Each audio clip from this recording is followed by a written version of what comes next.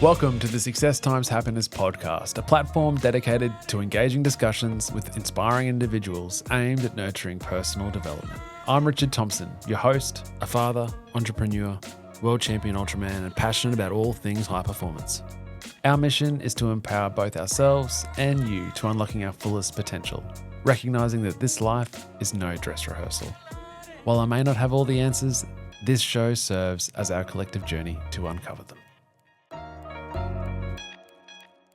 Today, we sit down with Renee Saville, the founder and director of Frey Studios here on the Sunshine Coast, a premium hair salon redefining the customer experience.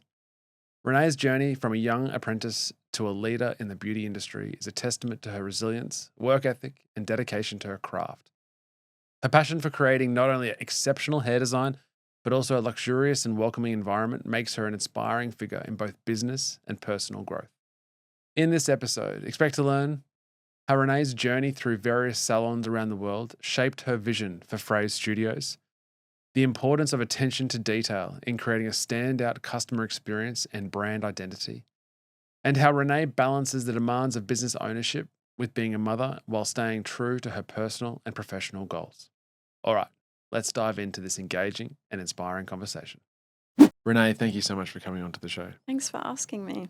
Frey Studio, what does it mean to you? Oh, so much. It means providing exceptional customer service, like a space where people come and kind of switch off and just enjoy everything that we've got to offer. But in terms of what it means to me personally, it's like my first baby, I guess. So It's such that when you create your own business and it's older than your own child, for you, it is like your own thing because you've created it from nothing. Yeah. And it's wild. Take me back, your childhood, let's say. School wasn't a high priority for you? I enjoyed it academically. I always tried quite hard. So I wouldn't say that I didn't enjoy school. And I did. I always thought I was going to graduate, go to university. I just assumed I was going to be that kid.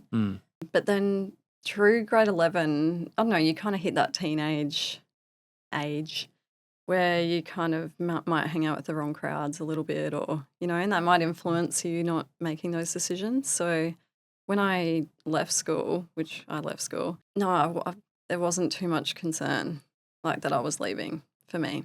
In the sense that, do you think you had confidence in yourself to go, I'll sort it out? Or 100%. Yeah. I felt like I didn't lack from insecurity.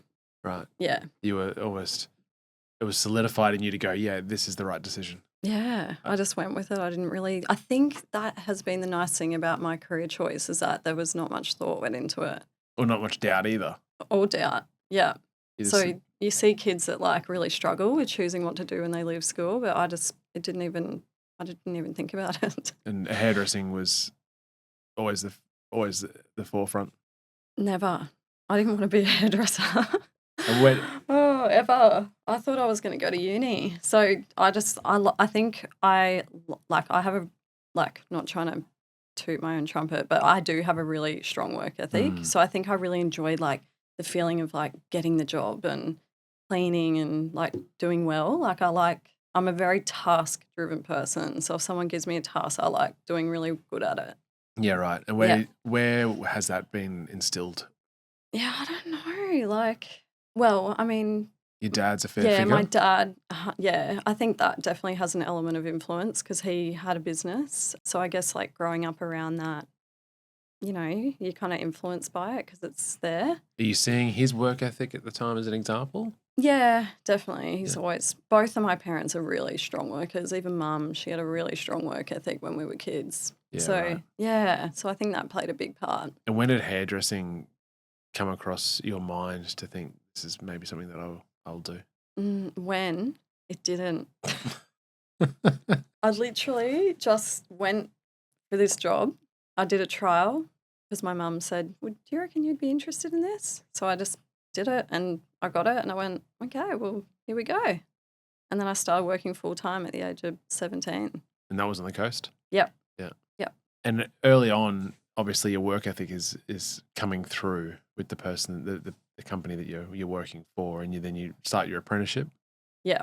Yeah. Started my apprenticeship. It was 4 years at that point. It was a really busy salon, and she was a really good hairdresser, the owner of the salon. So, yeah, I was kind of like obviously influenced by that as well. Yeah. We're moving through this at a rate of knots, but what did you learn in those years of your apprenticeship and working in one of the busiest salons on the coast? What did I learn? Well, I learned what it was like to work from like 9 a.m. to 11 p.m. without a lunch break. That's not Like, it's not ideal. let's just say the work conditions in those days were a little bit different. I learned how to care for people and how to create really cool haircuts and colors. That was like a massive thing for them. But I also learned how to have fun. Like, it was a really fun team that was there. Are you falling in love with the industry during that period of time? Like, are you seeing? Not really. No, No, I wasn't. just Social doing it. media didn't exist then. So, I was in this beautiful bubble of just going to work and hanging out with the people that I really enjoyed being around and working like crazy. It was my first job too. So I never knew that there was anything. That's all I knew. Like I didn't know that you clock on or off for a lunch break or that you're meant to finish at 5 p.m. Like that was just the job and that was the nature of it. And I guess that played a massive role in why I then had a really strong resilience and drive to work hard. Mm. Yeah. Yeah. And then, when did your travel start? Yeah. So I always had that in my bones. Like I wanted to travel. Mm-hmm. And I thought I was going to leave at the age of 21, which was when I finished my apprenticeship. But I was not financially ready at that point. So I left when I was 25 and I didn't come back to the coast till I was 30. So I spent like Wow. 5 years moving. And your family's all here, right? Yeah, they're all here. Yeah.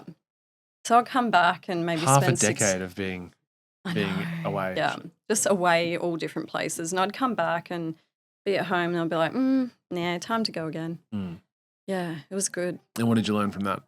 Oh, so much. Well, I mean, traveling just opens up your eyes to so much other culture and, the way other people live, which is really cool. I loved that. And then I learnt so much from all the hair salons that I worked in London and Sweden and just all these kind of random places. I made some really good connections. One of the connections she's still one of my really good friends lives on the Gold Coast. So yeah, just probably learnt how to be okay with change. Yeah. Okay. Yeah, and just kind of adapt to like a new, area, new people that don't like you. Like the salon that I worked in London, like I was the underdog, and I got treated that way. Yeah. Okay. So it was just being really comfortable in my own skin and being okay with that. Mm. I just always killed it with kindness and smiles. It's always a good response. There was like 20 different cultures working in one hair salon. Yeah, so right. like everyone's a bit different personality and Yeah. I don't know. They would end up loving me because I just would be so friendly and just down to earth. Mm. Yeah. Then you worked on the Gold Coast, and that yeah. was, as far as I understand your story. I was thinking about this the other night. Was that's a really important. I don't know whether you reflect on it, but that seems to be a really important juncture of your career. Yeah. To have that experience on the Gold Coast before making the decision to come back home. Yeah. Yeah. Well, I worked in Perth prior to that. Yeah. And then I came home, went through massive life change. And then that was kind of the reason I moved to the Gold Coast. It was like to get away and just kind of become my own person. So, yeah, massive influence because I didn't move down there for work. I didn't even know where I wanted to work. But in the place that I ended up working, I was like, wow, this is like so inspiring. Yeah, I just felt so inspired by all the little touches and just, just how things were done there. Mm. Yeah, so it opened up my eyes more in the industry. On a business level almost? Yeah, 100%. Yeah, it's very cool. I think like over the years too, like I've really listened to people's pain points coming into salon. And because I've worked in so many different salons and you use different colour and, there's different chairs and everyone does the tea and the coffee differently and I'd seen how varying it was. But listening to all those pain points over the years, like I just always held on to them Like, so it was then when I opened a salon that I really was like, I have all this information that I've heard forever for 21 years about what people don't like, basically. About their salon experience. Yeah, yeah. But yeah, Gold Coast definitely was the shift in the industry that I needed because I always felt a bit stale prior to that. Going there, I was like, wow, I feel so inspired. What caused you to move down to the Gold Coast? Broke up with a 10-year boyfriend. Okay. That was fun. And so there was just too much memory here. And I was like, I need to be somewhere different, new circles, meeting new people. I just couldn't see the light at the end of the tunnel here for me at that time. So that was the reason I moved down there. A really interesting aspect or decision is from going, you've now spent how many years working for other salons? I've been hairdressing for 21 years. So 15 years? Yep. About 16 and years. You're experiencing all these different types of ways of service, all the pain points, as you say, and Yeah. you're a single woman and you make the decision to start your own salon. Like, Yep. do you feel like that was bubbling away consciously to do that at some point, or was it this? Because I sort of think you always look back at life experiences and you can draw the dots, right? You can go, oh, that's if you didn't had gone to the Gold Coast, you wouldn't have been open your eyes to how different that high level premium service being offered on the Goldie, and that wasn't being offered on the Sunshine Coast, and that gave you the market. And then you go, well, that relationship didn't end, I wouldn't have gone to the Gold Coast and I wouldn't have experienced it. So you look back and you go, oh, thank goodness all those things happen. Yeah. But certainly I find it really inspiring and really strong of you to go, and courageous to go, I'm going to back myself solo. I'm going to open up something, do something that I've never done before with an opportunity, like high risk, to do that. And it's funny, even just sitting here having this conversation, because it is making me reflect. Like, I didn't know I was going to open a salon. You know, like I had so many moments that I considered leaving the industry because I felt so burnt out. But now that I think about it, I'm like, in my apprenticeship, I was like managing a salon in my 3rd year. Again, not probably lawful. And, you know, I remember at that stage, I had a friend say to me, we should go in together. We should go in together and do a salon. But I was like, no. Like, obviously my dad was like a very big figure in like business, and he had the brains. I knew I could lean on him to as a mentor almost. Yeah. But I was like, no, I'm just not ready for that. Like, I really want to travel, and I had that in my blood to want to do all that. But yeah, just having like reflecting on all that. I guess I didn't know I was going to open a salon, but I always had that ethic in me to want to do something bigger than just the mundane, you know, working for someone else. That's how I felt. So yeah. I don't know whether the staleness is this working for someone else. I think it's probably more the fact that you're just on the tools. Yes. There's no other, like, nothing else challenging nothing you. Exactly, or nothing else that can expand. That, like, where compared to if you managed, you know, a conglomerate, or if you of a hair company, or as the case is, start your own. There is the on the tool work is just so small compared to all the other shit that you've got to manage, and that is so engaging and so like fulfilling. Yeah, it is. But then now that I'm in the position of owning a business, I'm like, wow, it's so nice if you just go to be work. honest. I wish I was back being stale That's with so just cutting nice, hair. that era. Yeah. So yeah, it's, I don't know. So what the assumption, the conclusion is that we're just not happy ever? No. No, it's not that. It's just different. Yeah. And it's like people's, you know, you sometimes hear people say, it's not a bad thing, but people say, oh, you know, you work for yourself, you get the flexibility, and, you know, you like choose what days you work, and and then you open a business and you're like, yeah, that doesn't exist. Yeah. Yeah. I wish it did, but it doesn't. And that does always, I don't know, like it does, there is always a bit of power struggle there with yourself about that. So yeah. So then yes, Gold Coast was a big influence. Yeah. Definitely. Opening the eyes of what is premium service, and the fact that you were able to see back at home on the coast, that just at that point, 4 years ago, Yeah. there really wasn't. What competitor, or what did you see that there was, like, what was your point of difference when you said, I'm going to start my own? Mm. This is the pocket that we're going to do. Yeah. Well, the moment when I decided that I was ready to move home and wanted to be around my family, I guess I had worked in so many places that I knew I wanted to just work for myself. I knew all this hard work of moving around and learning so much. I wanted to come home and just put that into me.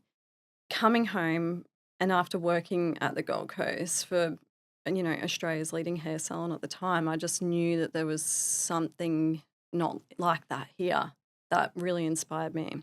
So, yeah, I knew that if I came home, but I also had all my own touches of all these Of all these experiences. pain points that I've been hearing about all these places I've worked in, then I knew I could just really make it my own, even though I was so influenced by what I'd just come from. Yeah. And So, now yes. it would appear that you've led that movement on the coast of premium hair salon and service. You're the trailblazer, because now there's, I don't know, not that I'm counting because I don't really frequent them, but at least 10 of that would be put in that category of high premium, high level of service. Yeah, like I'm not sure if I'm like the sole dictator of that movement. Like, I think, you know, when Jay Edwards opened up his salons, he created such a big movement in the industry for something that looked amazing, a hair salon that looked amazing with a big color table. They were doing that in America, but they weren't doing it in Australia yet. So I do think that played a massive part in it kind of changing the industry for everyone.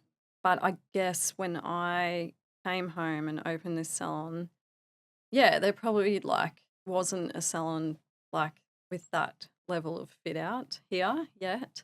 That was exciting for me to do that. Yeah.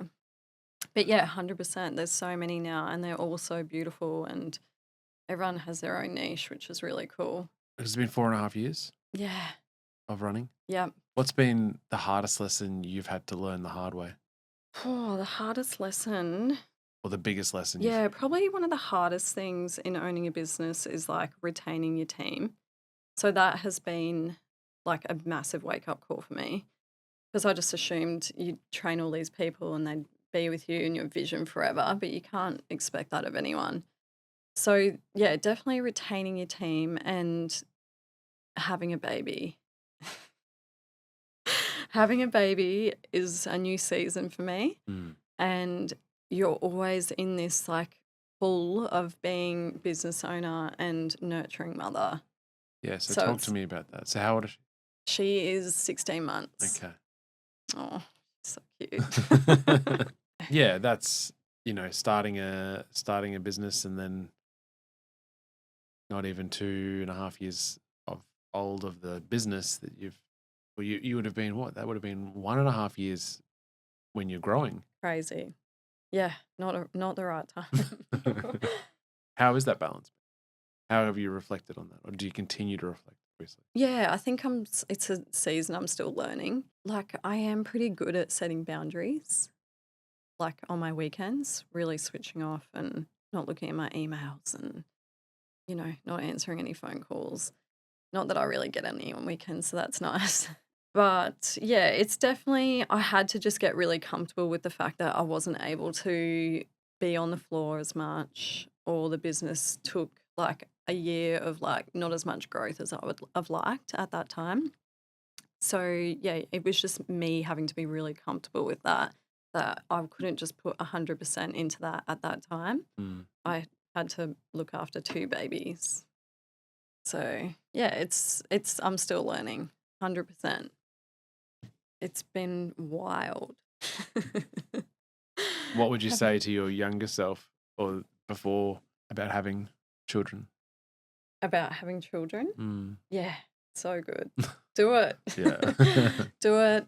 And I think this was the right time. Like, I don't think this was like obviously it's not amazing after you've just owned a salon for a year and you're like, okay, I'm pregnant.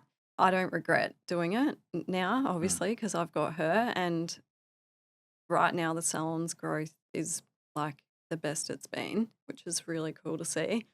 So it's been kind of nice, the change and being able to work on the business more. Whereas before I was just so on the floor, so educating, doing all those things, and that was where all my attention was. So So yeah, by virtue of the fact that you've had the baby forced you off the tools more so than normal, yeah, which has allowed you to sort of take a more of a macro approach of bird's the eye business. view. Yeah. Yeah, And and then, just work on culture and yeah. Well, let's talk into that. It would appear that you work really hard in education of your staff. And I know that you said to me the other day that, like, in a lot of the roles that you did over the course of all the salons, education or teaching has played a huge part yeah, in it. I find it really inspiring because you're obviously, it's not just the aesthetics of the studio, of the salon and the experience, the sort of 1% experience that the customer receives, but it's the haircut, the hair color, the technique, the actual service yeah, that, you obviously take a lot of pride in the sense of that this is the way Frey Studio does it. yeah, And it's really important that you do it this way. yeah. Is that how it is? Yeah, like we support everyone, and I'm not trying to change anyone, but 100% like our education is so strong, and it's such an attractive thing of our brand, and that's why like a lot of staff apply for jobs there because we've got such a big education focus. But yes, in me, I want everyone to walk out looking like they've just left Frey Studios. So when they're walking in the street, it's like our brand is on their head. That's awesome. Yeah. But like for a context, like the other weekend, my partner Michelle's very fortunate that she was one of the models used, but you basically shut down the place for the day. Yeah, well, we were technically closed that day anyway. Okay. But you're putting in all this effort to teach your staff. Yeah, This is the way yeah, yeah. I we wanted it. invest so much in that. Mm. If I sat down and worked out how much financially I've invested in education at Frey's, I'd probably fall off my chair. Yeah. But yes, 100%. Like the s- the fact that we can all provide the same level of service, and that when people come to Frey Studios, they know that they're gonna feel comfortable no matter who they're with. That was so strong to me. Like to make sure that we kind of really implemented that. Like 100%. We've got like staff who have moved from Sydney, Remington. Oh my God, he's been hairdressing for so long. He's a celebrity hairstylist. He's an ambassador for Great Lengths. Like he teaches people how to use those extensions. Obviously, I'm never going to educate him. He's like a well-established man. But yeah, 100% our apprentices and any new seniors that want to be educated, then definitely we've got a massive like passion for teaching people how we do things. And once they're in there, it's interesting. We've made now it compulsory to do a 6-week induction when people start working with us. In the past, I've kind of just been very like, let's do a week of shadowing. If you feel like you want more, you can do more. But if you don't, that's okay. Like just very like cruisy on the whole matter. And then you find that in 6 weeks' time, once they've been working there and they're kind of seeing what we're doing and what's walking out of the cell, and they're like, I want more training. So Yeah, right. that's cool. Like, Yeah. people see like, and people tell me like the amount of care we put into like when people leave, like what they look like. That's what they've really noticed is so different to other salons that they've worked in. So yeah, the And care factor is big. And as a lead, on top of that education piece, as a leader, how have you progressed in that role over the last 4.5 years to build a culture as the head Yeah. of the business? As an educator. No, as just the head of the business with your team to build that culture. Yeah. What things do you do, I guess, consciously? So much learning with that. I have become better at being firmer, but still fair. I used to be extremely fair and not firm. And that got me nowhere. Like I've had a lot of situations where it was like a bit of a heartbreak. So when I say a lot, like 3. Were you being firm? Not firm enough. Not firm enough. Yeah. Okay. So that's what I've learned now is that people want a leader. Like they need someone to lead them and to motivate them. And if you're not that person, then who are they going to look up to. We keep it fun. We keep it really focused on, like making sure that everyone feels really supported emotionally and in there. So, yeah, definitely I've learned to become more firm but still fair. Yeah, right. Yeah. I And think that has helped immensely. yeah. Yeah. And in terms of marketing, like Mm. you seem to do from the outside very little. In what way? Well, in the sense of you could, if you didn't know where the studio was, you'd probably walk past it Yeah. because there's no signage, or there's very little signage. It's really discreet. Mm. It's almost like not scarcity mind, not sort of scarcity, but like if you don't know, you don't know.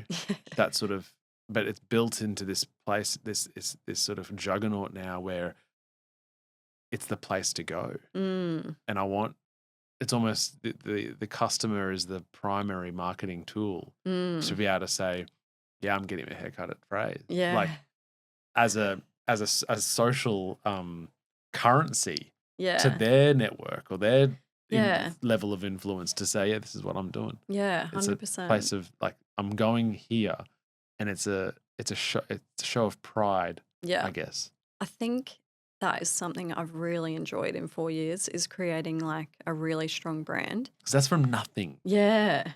Renee. I know. Sometimes I think I'm so in it that I don't realize these things. Yeah. But even when I meet new people in the industry, they're like, wow, you have really created a brand. Mm. Like, and I'm like, oh, yeah, I guess we have. But yeah, definitely. Like, and I love that you notice that detail, because there's been people that have walked in the salon, you've got no signage out the front. Like, and I'm like, yeah, it's meant to be like that. Oh, I We're a can imagine. destination. Yeah, it's all purpose. Yeah. Because you Yeah. could have flooded the Street. street, right? But it's off brand. Yeah, it is, I guess, like a soft marketing, and it's more just like referral, word of mouth. Mm. And the coast is so small, so people do talk quite quickly. So it's definitely, there's a lot of word of mouth and on brand, and making sure that when people are walking down the street, that's Frey Studios on their head. That was kind of like my idea right at the start.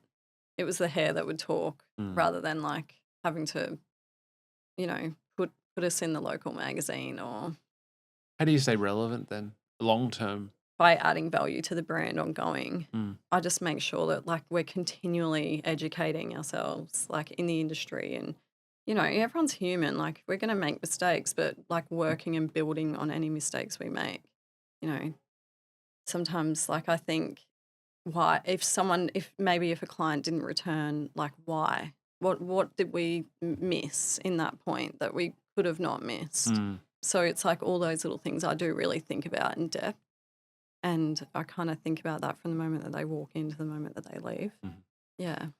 Other than your child waking up 7 times a night, like it was the other night, what keeps you up at night with respect to the business? Well, definitely this. There was an hour of last night that I couldn't sleep Oh, because I was God. thinking Oh about my this God. podcast. I'm sorry, that was an hour wasted for you. Yeah. Probably just like making sure that we always stay, like we keep up.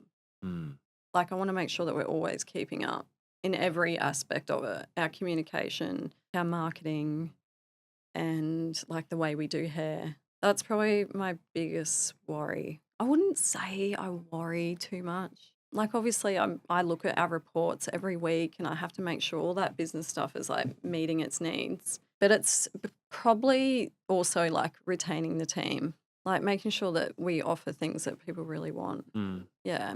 Have you thought about the ups or the downs of growing further than you are? Because you've got this exceptional growth.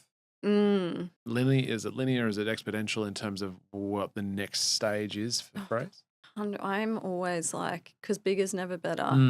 And it just means more bills and more seats to fill and more wages to pay and all those things. So right now we're in this beautiful sweet spot, but we've definitely outgrown our space. Yeah, there's always a pull in me that's like, stay here. This is comfortable. You're debt free. You have really worked hard to get to this point, and then like to think of like going to the next step, it's going to involve more money and, like a few hiccups. So 100% I'm always in doubt about doing that. But then I think I would not live with the fact if I don't do it. Yeah, or I mean, you can look back at when you moved from the Gold Coast to here. There was a huge step of uncertainty, Yeah. and you thrived in that. And so you go, well, now there's very little uncertainty with this current place, and this current business, and this pattern. And seems smart. if that's, I think it's to the point of the season of life that you're in, right? Like, and if with the baby, if you are happy not to sort of shift the risk component or the debt component at this stage in life, then you have to be satisfied with what you got here. Yeah, and I think that also, like the season that I'm in, like having a family, it's like to take a big step like that while potentially having another baby in a couple of years. Like 100% that frightens me so much because you do have to step away for an amount of time. But then also on the counter of that is that from absolutely nothing, you by yourself, I guess in relationship land, made the decision to start something from zero. Yeah. And you've built this thing that is incredibly strong on the coast, like one of the, if not the best brand, hair salon brand on the coast. Oh, and so, and you've done that. Yeah. So then, do you back yourself and go, well, we can do anything here? Yeah, I always have surges of that. I can do anything. But I'm also a very financially cautious person. And it's like I need to feel ready for that in that regard. So I guess it's a risk opening a business, but to open a bigger space, that seems like a big risk for me. And so I'm just very always cautious of that. I basically wait for my intuition, like my gut to say, okay, it's go time. Yeah. Have you always listened to that? Yeah, definitely. Look, no, probably like in the early year, like the first year of business, I didn't. But then as I went along, I knew I had to listen to that. 'Cause it's always so spot on. It does take some time to build confidence in that, your own intuition. Yeah. It's one of my mentors. He always says to me, what does your gut tell you? Follow that. Yeah, follow that. Even if it results in difficult conversations or a difficult decision. Yeah, or a risk. That's the truth. Yeah. Right. Yeah, definitely. I find enormous strength for you to jump from forever working for somebody else and then starting your own by yourself. Because, like I said to Michelle, I couldn't have started this firm without her and without having that so much love and support at home. And so I find doing it yourself single is incredibly strong. And I know you have your family around you to support, but yeah, I'm inspired by that. Yeah, I think when I became single, it was like my career then became my focus. I think that also encouraged me to really hone in on the industry. Yeah, double down on it almost. Yeah, it was like, well, now I'm just going to really focus on this. My level of motivation at that point was like crazy. I had so much time. Like I would spend my days off learning and, doing admin and, just doing so much with my spare time because it was just all about me. Yeah. So I think it was like the perfect time for me to do that. It sounds like it was almost the alchemy of self-love for you to go, I'm investing in myself because I'm spending all of my energy in this thing. Yeah. It's almost like I plotted that, but I didn't, I swear. Yeah, no, I know. Yeah, 100%. I invested in myself so much. And I think I got to that point where I put myself first, and I probably hadn't done that in a really long time. Yeah. Like what I really wanted. So, yeah, it was a blessing. Outside of mothering and work, what do you do for you? Oh, okay. These days, like now as a mum, it's pretty slim. Like the things that I do for myself. Yeah, have a shower. What do I like to do? I love reading a book. though, like that never happens. I used to love meditating. So I think if Interesting. I have a day where or a moment to myself, I 100% will do that. Okay. Try to do that. Love cooking. I do a lot of that now. I've got a reason to because I got to feed a little one, so I cook a lot. Okay. Yeah, Yeah, nice. but And I love health. Like I've always been really big into health, so yeah. I yeah, I do really enjoy doing that. Where would you like Bray Studio to get to Mm. Where would I love? eventually? Yeah, I know it's funny, I know because you're in a season right now where it's yeah. hectic. Yeah, and it's like I'm just living in this season so much Yeah. that I'm just like it's like a day like, okay, I got through that day. Yeah, I What's feel you on that. yeah, right? You're playing 12 hours ahead. That's it. Yeah. I used to always look ahead like 5 years, but now I'm just like, okay, let's just get through this next Okay. 3 months Yeah. or, like it's like I'm always just in this moment and I'm never really thinking about too far ahead. Me personally, like 100% my education, like I get the biggest buzz off teaching people and sharing. So I Mm-hmm. want to continue on that road. And I've had some amazing opportunities come to me right at this time that has like made me realize how much I want that and that I want to focus on that again. And in terms of Frey Studios, the brand, like yeah, definitely a bigger space. And it's not because I want bigger. I think it's just because I want to create more intimacy and the details. Like, I really enjoyed honing in on all those pain points and like delivering those details into Mm. the salon. So, I'd like to do that times 10 for the next one because I did really enjoy it. It's kind of like when you give birth, it's so weird. It's so hard, but you're like, I can't wait to do that again. Yeah. So I feel like that about a fit out. I'm like, Yeah, that was so sure. hard, but I can't wait to do that again. Yeah. But 100% just want this big brand focus. Mm. Like, I just want to hold the integrity of our brand. Like, just making sure that we're always performing like at that level that like is what our name stands for. I don't want to drop the ball. Yeah. So, yeah, like I just want to keep seeing lots of growth, I guess. And it doesn't mean financially. Mm. It means like just growth in the team or in how like the energy and the culture and just our reputation and what Yeah. we get asked to be involved in and things like that. Mm. So just being like noticed more in the industry would be nice too because we're pretty young, so we're kind of only just stepping into involvement in, business awards and things like that. So, Yeah. yeah. Yeah, that's So, exciting. yeah, like definitely a lot on the horizon. Just, yeah, not really sure what that looks like yet. I definitely don't want to open 5 salons. When I thought of the name for Frey Studios, I specifically called it Studios because I thought I would open multiple. Interesting. So at that point, when I started, I 100% thought I'm going to open at least 2 to 3. Now that I've learnt so much and like what's important to me, and that is like delivering customer service and team culture and all those things, it's like it doesn't really work unless you're in the business. And it's like, how am I going to be in 3 at once? To me, that just yuck Yeah. makes me feel sick. So I'd rather just have one amazing salon Mm. that does really well and yeah, just get bigger with that rather than feeling People like I've got to do multiple. people will come anyway. Like, Yeah, and they do. They yeah. drive down from Noosa, they drive up I from Brazil. know. Like, That blows my mind. yeah. Gold Coast. I had a girl from Gold Coast. She just drove to the salon, drives home, 6 p.m., drives home. Amazing. I know. It's so nice. Out of nothing, Renee. Yeah, it's wild. Well, I Good. can only tip my hat off to you. Oh, thank you. You've done incredibly well. And And so have you. well, we're much younger in business than 4.5 years.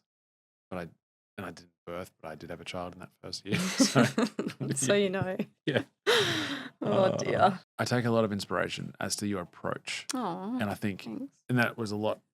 Michelle also was able to explain to me last year about when we were doing the fit out ideas, and I had that same, I feel like I had the same attention to detail. In the sense that if we're going Yeah. to do this, then let's do it properly. Let's Yeah. think of it as, what does it look like? What does it feel like? What does it smell like Mm-hmm. when the client or customer comes in? Totally. Like, and yours, we have the same And thanks to you, we have the same flower arrangement Yeah. company. And, Mia. yeah. Amazing. And the best. And like, this is what we're looking for every week. Oh. And like, and that's, we don't have to do that. No. You don't have to have fresh flowers No. in the Yeah, reception. in the space. But it creates energy. Yeah. Like, I didn't realize how much flowers create energy. Uh-huh. Like, when that vase is empty, I'm like, we're going to get Come on. that filled. Yeah. This doesn't feel right. Mhm. But then when those flowers are in there, like, wow. Yeah. And people walk in and they're like, wow. Mm. We had this bunch like 2 weeks ago and it smelled like honey. And every time you walked in, I was like, I hope no one's allergic to pollen in here because this ain't going to go well. Yeah. But it was just beautiful. It's just beautiful. It creates energy. Yeah. Yeah. But then not only that, it's having a drinks list available for the client. It's the filtered sparkling water or this filtered still water. And it's just those small things. And Yeah. it also, I think, at least in my experience, like that attention to detail is for the client. Oh, 100%. But it sets the team culture. Yeah. Where you actually care. Yes. Like that level of detail. Yes. Then you're going to care. Like the expectation is that everyone has to step up to that level of professionalism. And 100%. that level of high performance. Yeah. Whereas if you're like, whatever, like the kitchen's a mess or like it's just, what does that say to the team? I know. I spent 40 grand on those salon chairs. Perfect. They're custom made Italian leather chairs. Wow. And that was one of the biggest pain points I'd heard over my 20 years of hairdressing. People always saying how uncomfortable they were. So I was like, I need a chair that people don't want to leave. So yes, the details, it was the big care factor. Yeah. The olive trees and the windows that open so that people could smell fresh air and look at the trees while they're having their colour put on. And yeah, definitely. It's all about the care. Mm. Yeah. And it's not, it may to the customer, the client, it may not be overtly, they may not be overtly aware why, but they get it. Yeah. And it may be that it's the pollen, it may be that it's the light coming through the window, it may be because of the sparkling water, but they don't know, but it's just something. Yeah, it's just there, it's experience. There's so much value to that. Totally. It's worth investing in that. Like, I'm glad I did. I'm glad I invested in that. And I was so lucky at the time that I opened the salon because a previous client of mine who is like the best interior designer, she collaborated with me because she just started her business. Right.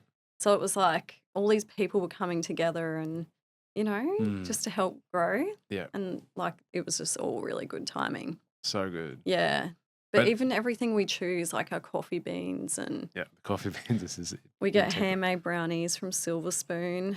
So it's all in cotton tree. Like we try to source everything locally so that we're supporting local. So we're always trying to have like that sustainable approach. Who's your bean supplier?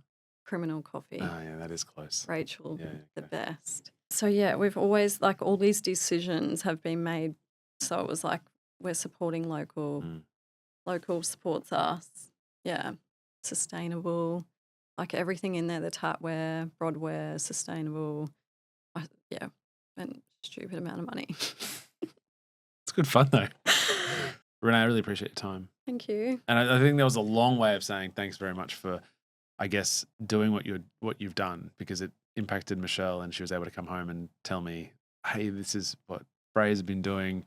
This is like, you need to think about this, this, and this when it comes to the fit out here. And so thank you. Oh, thanks for having me. 5 quick questions before you go. Okay. What does success mean to you? Yes.